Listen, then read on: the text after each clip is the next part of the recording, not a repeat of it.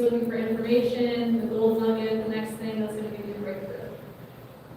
Yeah, these are my people. Okay, I'm the person that's always taking notes, always looking for that. But what about people that are interested in the connections and the networking? Raise your hand. Ooh, you're John's people. So you want to talk to them? Let's I go. don't see you have a good approach. No. And then who's looking for some actual change, not just some shiny objects? Yeah, all right. So if you're looking for more of that, we're going to talk about how to do that on a more regular basis outside of just events. So first we should introduce ourselves. Hi, I'm Rachel Marsh. This is John Marsh. We are business partners, spouses as well. And so we have this podcast called the Two Common Club Podcast. John is the host. He is the genius behind the strategy of how to leverage a podcast to get results in your business. And then I am the other side of that, the producer behind the scenes, and this is my stage with the podcast. So we kind of have our separate areas where we're collabing today. So let's talk about what the heck the Two Common Club Podcast is. So when you guys think about entrepreneurship, the Two Comma Club is kind of like the Grammys of entrepreneurship. All of these individuals here are holding what's called the Two Comma Club Awards. They got their name, the Two Comma Club, from 2 commas and a million. These are for different revenue targets ranging from either $1 million to $100 million plus. And we interview these award winners on our podcast, the Two Comma Club Podcast. Has anybody heard of the Two Common Club by chance? Just today. Yes, he did. Yeah. Let's go. Okay, so we're going to be answering why podcasting overall. So where we're going to start is what can a podcast do? And we got to get into our backstory a little bit about what's done for us. So who were we before the glow up? John, what pipeline were we on? So we were on the do good in school, go to college, and get a good job pipeline. From that experience, I had the luxury of getting $110,000 in student loans for a 4-year degree in finance, which led me to the result of starting to have a little bit of financial pains, wanting to pay off the student loans and all that fun stuff, feeling like I had to postpone starting my life, really wanted to be in a good spot to kind of start a family and all that jazz. So during the time in my first quote-unquote good job at JP Morgan, I had this really amazing opportunity to kind of see behind the scenes of some of the ultra high net worth clients that the bank had, people that had an average bank account balance of somewhere between 10 and 12 million plus. And part of my job was to qualify how it is that they made their money by reading the stories of how they did it. The one through line that I saw was that they all had a business. So this made me think, if I want to pay off my student loans, get my life started, I should probably start a business. Meanwhile, I was in grad school. I didn't have the pain of student loans because luckily I got some hookups with some scholarships. I just had the pain of being on the wrong path. So I was in research and I was very frustrated by all the goodness we would do for people, but it would be stuck in academia. And I was like, man, I think there's a way to package it and get it to people, and I think that's called business, but I don't really know what that is. So that was what I was after, and that's when I met John, right after I did my thesis. So I think that was some divine timing there. So obviously we built the business overnight. We didn't have any problems. The end, we're just gonna leave. Yeah, I'm kidding, obviously. We may have thought that. We were a little naive, but we had lots of problems, and the same kinds of problems that I was telling you guys about that you're interested in here. So we lacked the critical information of what were the pieces to make a business work. We lacked connections. We knew who we knew mattered. They would usher us in, and we didn't have a reason for people to connect with us because we were news. And then as a result of that, we were stuck in this vicious cycle. That's what those ugly X's and arrows mean. So we just kept being stuck in change, and people were like, you're starting a business, how's it going? It's still going. So we were trying to break out of the cycle, but we didn't know how. So enter Russell Brunson. Anybody heard of him? Yeah? Okay. So he was our mentor from afar. We read his books. We were entrepreneurs at this time, so we were a lot in the weeds of learning the information. And his big, he's the funnel guy. That's his one word. So we learned about a funnel, which is kind of the framework through which we see business. So at the top, you've got a lot of leads that need to go into your system. That is the fuel behind it. You go into some kind of sales process, and then you present them with an offer. We just need to figure out the right combination of those. So we went to his event. We love events. So his are called Funnel Hacking Live. And at that event, we met Ms. smiley guy named Jeff Armstrong. So you can see John in his prime doing his networking here, always getting pictures. And at the time, because we had researched Russell's work, we could help people build funnels. So we were gathering experience, we offered work with Jeff, and we had great success. He was a 2 Comic Club Award winner, and John wanted to interview him to understand, like, what does this guy got that we don't have going on right now? And that became the beginning of the 2 Comic Club podcast. So, what did this podcast lead to? Well, first thing first, information. That was the origin story here. So, it wasn't just Jeff, this was our first season, so to speak, of episodes. We were able to pick the minds of all these people who had succeeded to great levels for free. A lot of these people are in the info space, so you have to pay them a lot of money for their time, but we could ask them anything we wanted in this hour, which was incredible, and we took advantage of that. As well as it gave them a platform to gain experts to get in front of new people. It also led to connections, more so a reason to connect. So if we met Jeff at a networking event or these other people, when you're at networking events, there's a lot going on. You don't have time to really get to dive and to know people. So that's why a lot of times people want to go to a coffee shop or things like that. But a podcast is more of a value proposition for them to get on, get content, and share their expertise. And then because you make content, you can show it on the content stage on your social media. So it's not just this secret thing that happened at some random cafe. You get to display it to the world, which is helpful. And then it led to actual change. Woo-hoo! So what really changed as a result of the podcast was becoming an authority in our space. So being associated with these people, it changed the way we thought, it changed our actions, and as a result, it changed our business from the ground up. And it created this unique opportunity where nobody knew what we knew, even if they knew the same people, because we had interviewed them based on the same premise, and now we were experts in the patterns of what had made them successful in the industry that we care about. John, what were some of the cool experiences? So this podcast had some really awesome opportunities. Like through one of our guests, we ended up getting to connect with Russell in person. We actually got invited to an event called Funnel Hacking Live International, which was exclusive to his inner circle members. So just so you guys are aware, his inner circle was exclusive to 100 entrepreneurs a year. You have to have made at least $1 million in your business to be able to prove it in order to be in the room. And then on top of that, it cost a small fee of $50,000 a year. So we got to attend one of the events and see that in person, make a lot of really cool connects. It's pretty awesome. Then on top of that, because we were connected with all those awesome people, Sean Kelly here, kind of hard to see, but he has about 12 million followers on Instagram. He's the host of the Digital Social Hour podcast. It's like number 3 or number 4 in Apple Podcasts. We got invited to his invite-only Miami networking event, and after being there, we made such a good connection with him that he invited us to be a part of his group chat, which is comprised of like 2,000 of the most notorious entrepreneurs in the world, which is pretty insane. And then, anybody in here know Jason Beach by chance? We had the awesome opportunity to be invited to his event, Kickstart Ohio, where we get to interview all the speakers, including Steve Wozniak. So, pretty cool stuff. Heck yeah. Okay, so essentially we changed from entrepreneurs, we were unsure, we were unconnected, into entrepreneurs. We figured out our full funnel through all the great insights that we're getting from the people we were interviewing, and we were able to build this multi-billion-dollar network in like 44 episodes, aka 44 hours. Kind of cool. I'm a marketer, I gotta put a hook in there. Okay. Oh, and we also got to put a lot of these people on the stage. So we got to speak on the same stage as them. We went from consuming their content to standing next to them and adding to the field of content together. So, I want to poll the room. Raise your hand if you have a podcast currently. Oh, okay. Raise your hand if you're interested in starting one. Maybe now? Okay, cool.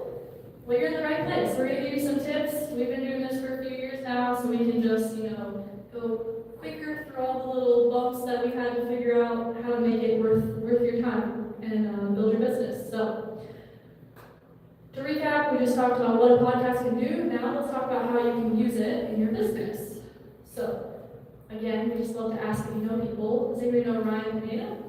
Okay, cool. Some hands. To summarize, he's a big real estate guy, built lots of businesses. I know less about him than John does, so you make that there.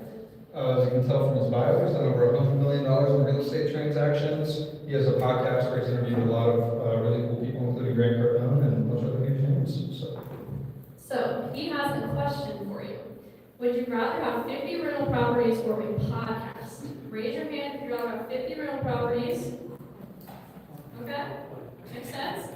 What about a podcast? Raise your hand if you'd rather have a podcast. Okay, well, let's see what his opinion is as the king in real estate.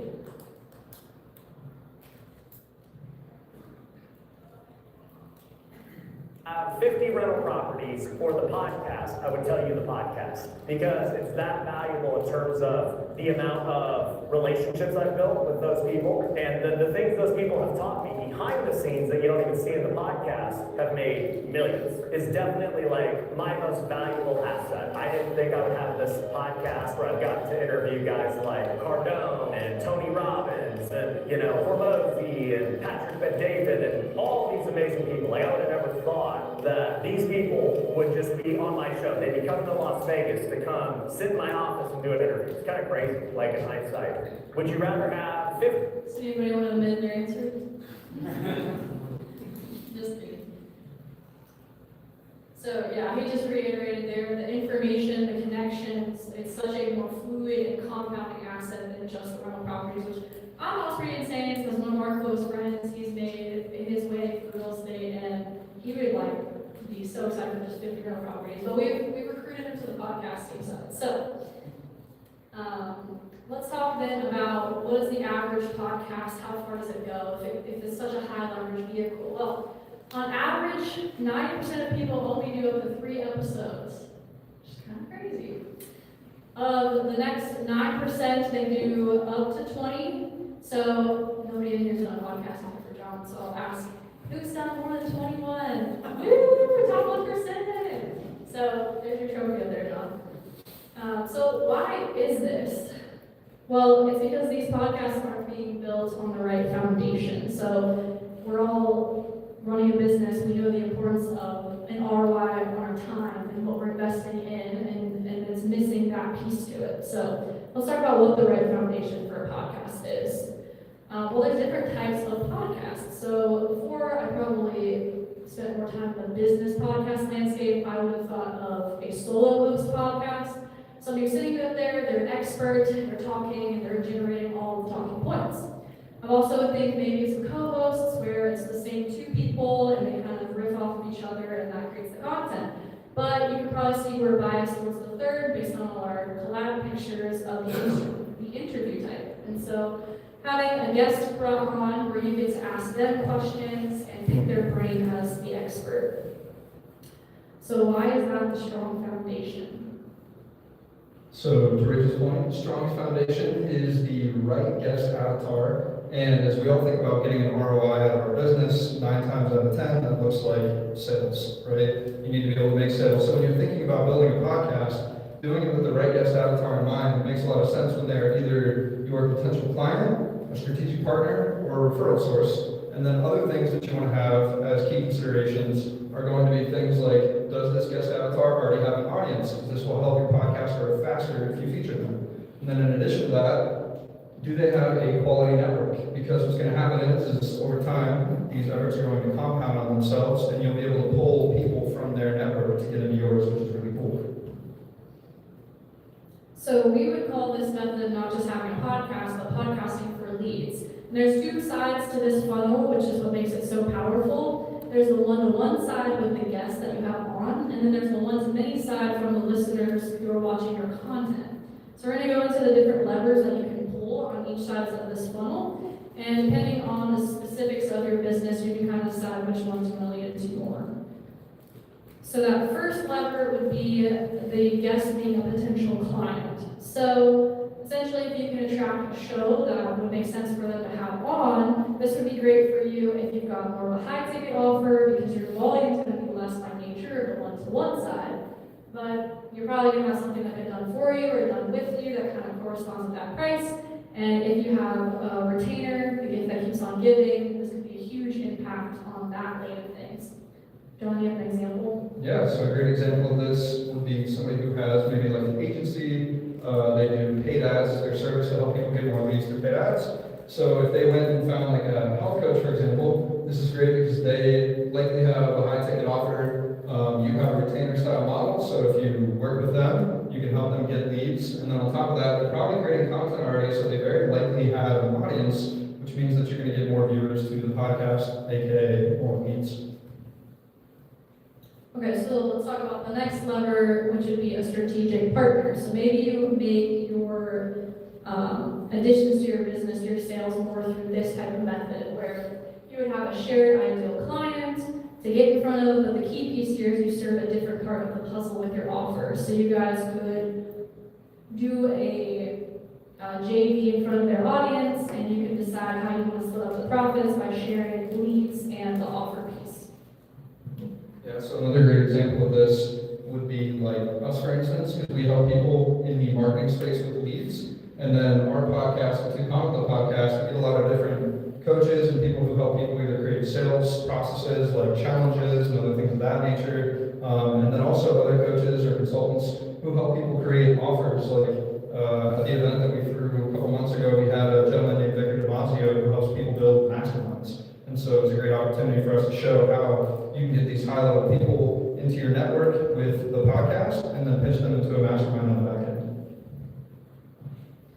Okay, and then the last lever on the one-to-one side is your referral source. So people know a lot of people like them, they're tapped into that network, and so at the end of your podcast, you can say, hey, like, do you have anyone that meets the same qualifications that you think would enjoy this? And they're going to be a very warm lead because it's a direct handoff from somebody who already had a great experience with you with somebody who they know.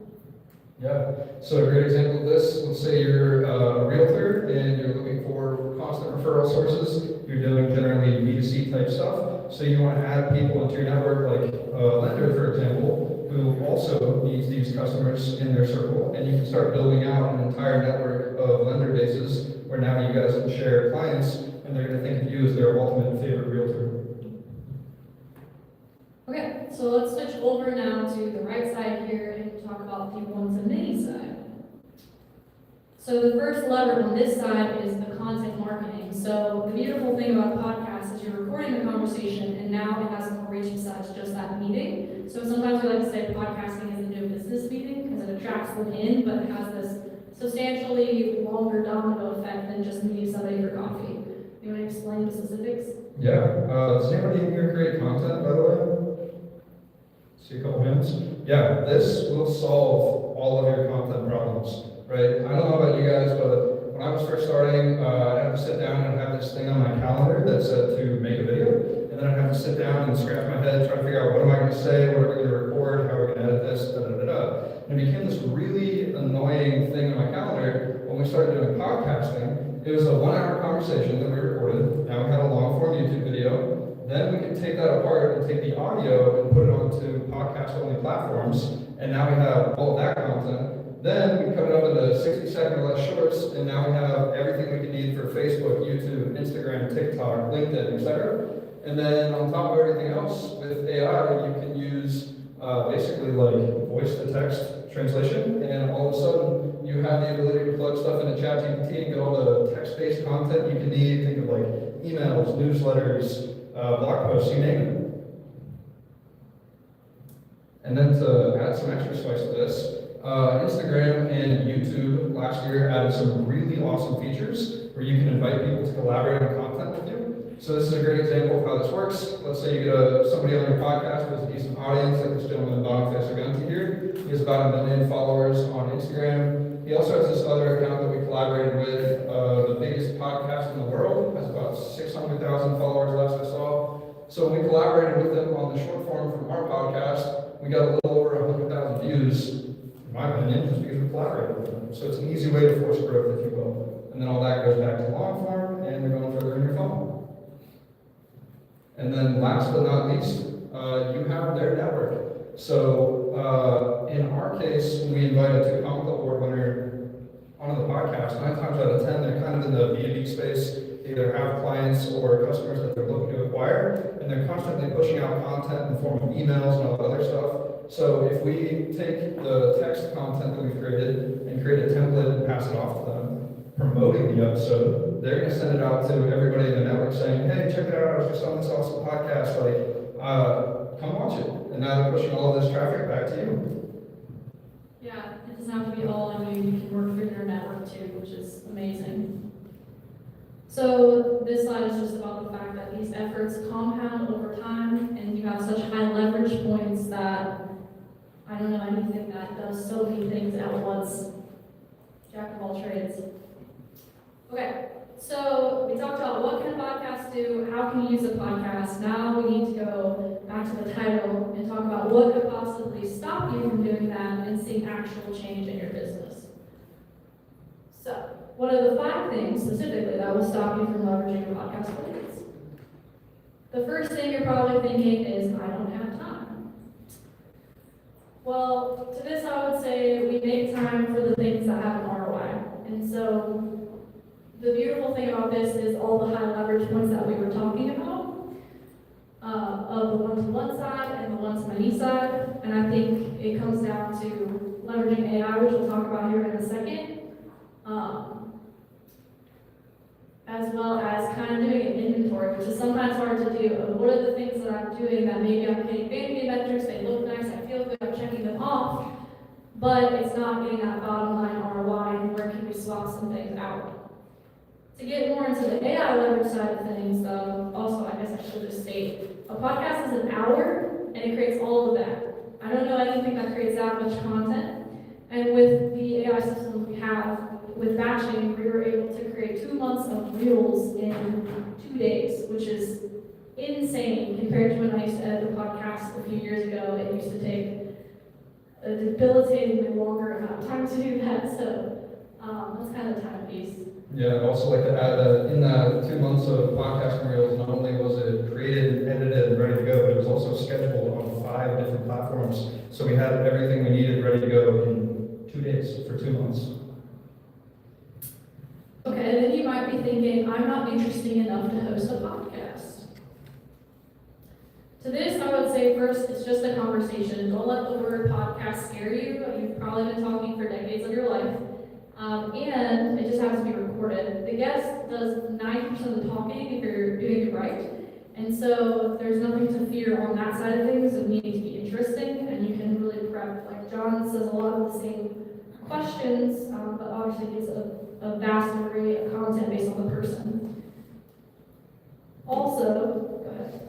Has anybody here read this book, How to Win Friends and Influence People? It's a great book. This was written by Dale Carnegie, and one of my favorite quotes from the book is, you can make more friends in 2 months by becoming interested in other people than you can in 2 years by trying to get other people interested in you.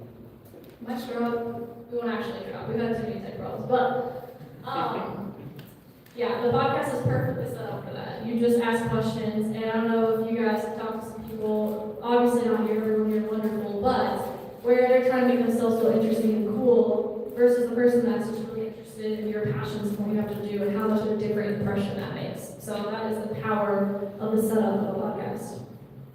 The next thing you might be thinking then is successful people won't want to talk to me.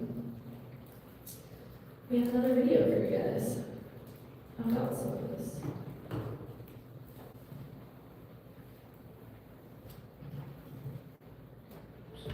Come on, one podcast episode, multiple pieces of content, which you're probably not posting anyway. Problem solved. And, oh, by the way, you can interview your prospects, you can interview people you want to build relationships with. My podcast is the sharpest networking tool in my tool belt, and it's monetized at this point, right? So, which is great. But in the beginning, when it happened, there was so many people that are on that wall that I wanted to have conversations with, and I really didn't have a reason to get on their calendar until we had the show. So just to re-emphasize, they want your platform and they want the opportunity to talk about what they want to talk about. And John's going to share a story here to emphasize that more.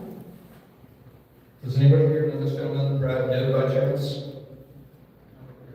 No? Awesome. That's what I was hoping for. This guy is a 9-figure plus entrepreneur, makes hundreds of millions of dollars a year, and he's actually the wealth manager for Russell Brunson and a lot of other really huge names, and we got to have him on the podcast. What's interesting is one of the stories he shared. So, I don't know about you guys, but this is a pain that I have around the holidays. You ever go home during the holidays, you've seen your in-laws, your parents, siblings and everything, you're being asked like, how's the year been going? And you start describing all the things that are going on in business, and their eyes just start glazing over, and they just start to yawn, and it's like, oh, this is boring. Well, that's exactly what Brad Gibb experienced when he went home to Thanksgiving. He ended up setting out at the beginning of the year to make $1 million in his business when he was on the come up, and he managed to accomplish it. And when he went on to share the story with his family, they were all like, oh, Brad, you're too good for us now, whatever. So they basically brushed him off. And in this instance, we invited him on the podcast and got to ask him about that journey. Look at how happy he is explaining the crazy journey that he had been on for all that time. And obviously, I'm having a good time too. But I mention this because on the podcast, like the thing that excites them to be there is that you're giving them space to talk about what they want to talk about. That's the key. So as long as you have it formatted in that kind of a capacity, they'll be happy to give you an hour. At the end of this podcast, he actually went on to explain, and you guys can check it out on YouTube or wherever, that he didn't even care if this podcast episode went anywhere, got any views or anything, because he was just happy to be able to talk shop. And this is a dude, again, who's making hundreds of millions of dollars a year, so it's crazy. Okay, then you might be thinking, I'm not techie enough to host a podcast. I mean, I guess I kind of want to do this with my laptop just a little bit ago. But if you survive COVID and you have developed the skills to do a podcast, because you have used Zoom, this is where we started our podcast. That's all the tech you need to know to start taking perfect action. You can start a new meeting. We were being a little silly with this, telling you all the buttons, but I won't read them all. But you have what you need. You don't have to do more techie than that. Maybe you don't have a Windows laptop, I guess. I don't know. Apparently they're not that good. And then the last thing is maybe you don't know how to get listeners. So earlier we talked about all those different levers that you can pull through the person's audience and the different content that you can create. But I also wanted to talk about, like, is there a demand for this? Like, are people wanting to listen to podcasts? Well, I don't know if you can tell by that big, sharp, upward line, but the answer is yes. So this data is from 2008 on, and this is a population of monthly podcast listeners in the U.S. So it's at 9% then, most recently 55%, for some reason it cut off there. That's 158 million people listening to podcasts monthly, and those people are on average listening for 7 hours a week to their favorite shows. We didn't talk about this earlier, but there's this concept called the 7-11-4 rule that said that you need about 7 hours of content consumed, 11 touch points in 4 different mediums. And I don't know anything that's more efficient at helping build that much of touch point than the content that comes from a podcast or being on podcasts, having people on your podcast.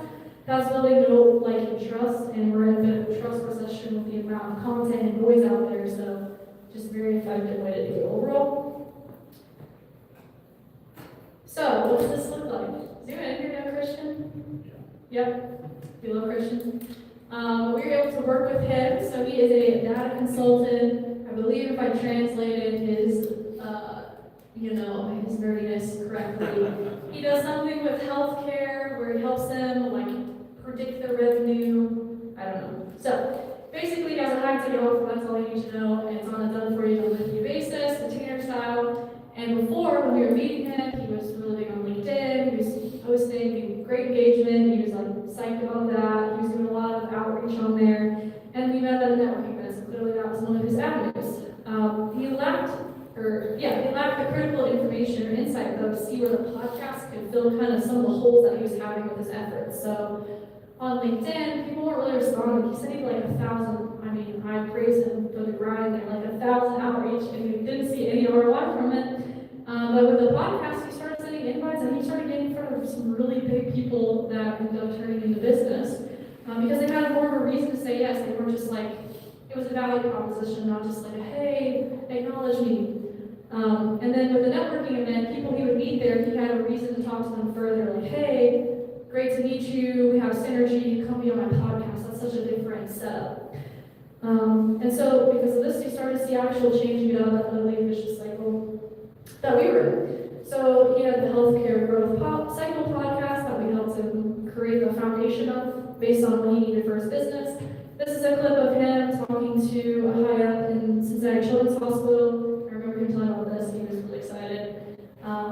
asked him recently, we're like, how's it been? It's been around 6 months. Like, have you seen any revenue? And he said, yeah, about 50K. And we're like, not too bad for a week of talking to us. So, why now then? Why would you want to start a podcast now?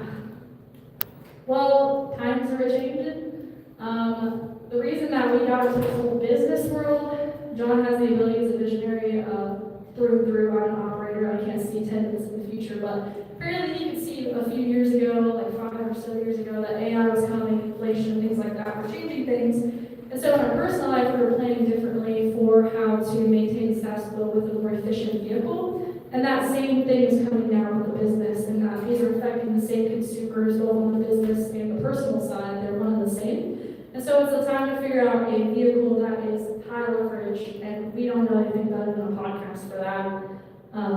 And the good news is that we're all adapters, we're entrepreneurs, so we can handle it. We don't like to be negative Nelly. That's why we put a cute little sad piece of money in there. It's cute, it's not scary. What's never going to change is what I opened up with, the need for the right information, the right connections to get to there, and seeing actual change and focusing on that. So we would just leave you with, if these aren't exactly where you want them to be, then only you would know that maybe it's time to consider leveraging a podcast. So we're going to open up to questions if we have time. And then a great place to further the conversation, if you can't pull us here, is our Instagram. Either if you want to see the people we're interviewing and insights from there, we post all that content there, obviously. And then if you put startup somewhere in your message, we can talk specifically like what this can apply to your direct situation, because everybody's different, and that's the fun that John loves, and my brain doesn't do that, so I'll help you with the tech side. So, any questions? Oh, and then you want to take a question?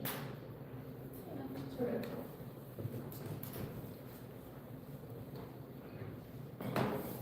So when you start your podcast, how do you get listeners? Do you market it, or just put it on YouTube, or put it on some platform? Like, what's kind of the first step? Yeah, that's a great question. So actually, I would take it one step further behind that. I would say the first thing you want to do is kind of bank 10 episodes, so you have proof of concept and you have a backlog of content. And then when you start publishing, exactly like you talked about, like if you post it on YouTube, it's going to get organic views. If you chop it up into short form, that's also going to get organic views. So as long as you're posting, you're starting to drive the traffic there. Then in addition to that, if you are collaborating with guests, then you're getting their audience to see it as well. Because when you collaborate, it ends up putting the post not only on your social media profile, but it also puts it directly on theirs as well. And then just like that, the email marketing and things are another good way to do that. But great question. Anyone else? So you made the point that I think that, just starting one of these could be as simple as starting a Zoom call and recording it, right? Which is great. I'm curious though, I'm guessing today when you're recording, you're not recording on a Zoom call. I'm just curious, like, what's it look like today for you, the production part of it versus a Zoom? What's different now? That's a great question. Bottom line, we switched from Zoom to a platform called Riverside. Cost is basically exactly the same. The only difference is actually a couple things. It's marketed more so for podcasting, and it basically records in higher quality. So it's better than Zoom in that respect. And then the other really cool thing, at the end of last year, it started automatically chopping up the content for you. So the moment you're done recording and you leave the room, short form is being generated for you on the spot. All you have to do is download it and then go post it wherever you want to put it. And then on top of that, it also does the same thing with transcripts. And so you can take those and pull them and put them wherever you need them to be, break them down in ChatGPT, turn them into newsletters, all the stuff. And it also ranks it in different fashions, so that way you kind of understand, like, according to its algorithm, this one's going to perform the best, and so on and so forth. So, great question. I mean, sometimes people get caught up in the idea. I gotta have the right idea, the right focus. So when you guys started, did you have the right focus, or how long did it take you until you sort of got to where you are today in terms of, what your target audience is and the content that you're making?